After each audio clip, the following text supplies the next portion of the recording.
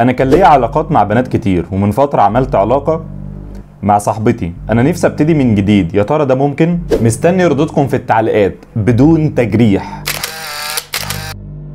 بص، اكيد ممكن، مفيش حد فينا سجين للماضي بتاعه، وكلنا بنغلط، وطالما لسه فينا نفس يبقى اكيد عندنا فرصة للتغيير. 7 خطوات هقولهم لك لو فعلا عايز تتغير وتبدأ من جديد. بس قبل ما اقولك على ال7 خطوات، انا عايزك تعمل لايك وشير عشان الفيديو ده يكون بيوصل لناس تانية، ويمكن الناس ديت يكون فعلا محتاجين لنصيحة في موضوع زي كده. بص، اول حاجة لازم تكون مقتنع اقتناع تام انك لازم تمنع نفسك عن الجنس لحد ما تتجوز، لان الجنس قبل الجواز بيقلل القوة اللي هتربطك بينك وبين شريك الحياة المستقبلي، لان هذه هي إرادة الله قداستكم أن تمتنعوا عن الزنا. تاني حاجة، أنت محتاج تصلح علاقتك مع ربنا، وخليك واثق إن هو هيغفر لك وهيساعدك إنك تنسى الذكريات عن العلاقة دي. أحيانا كتير هتفتكرها والشيطان هيفكرك بيها، بس خليك فاكر إن الله غفرها ونسيها بعد توبتك، ومع مرور الوقت هتكون بتنساها بالتدريج. الله بيقول كده: أنا هو الماحي ذنوبك لأجل نفسي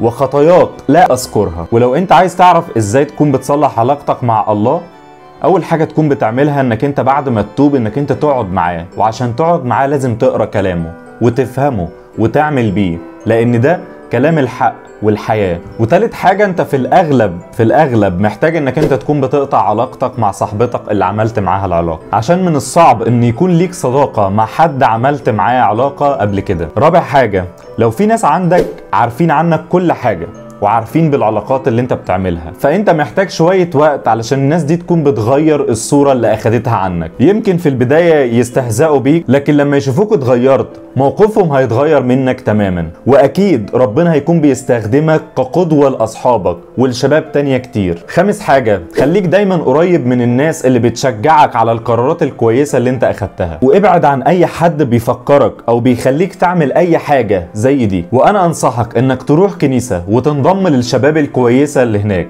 الكويسة ولو في مجموعات تلمذة او دراسة للكتاب المقدس انضم ليهم. سادس حاجة، حاول تطور نفسك في حاجات جديدة تعملها، موهبة عندك، حرفة، كورس انجليزي، كورس برمجة، كورس تصميم، اي حاجة انت بتحبها طور نفسك فيها. العب رياضة، بص اعمل اي حاجة، اهم حاجة تملى وقت فراغك. وسابع حاجة ودي اخر حاجة انت ممكن تعملها عشان تكون بتطمن على نفسك، انت ممكن تروح تعمل اختبار للايدز واي امراض تانية ممكن تتنقل للواحد من خلال العلاقة. وخليك فاكر ان مهما كان بقالك قد ايه في العلاقة دي او سنك كبير، عمر ما كان الوقت متأخر علشان الواحد يبدأ من جديد.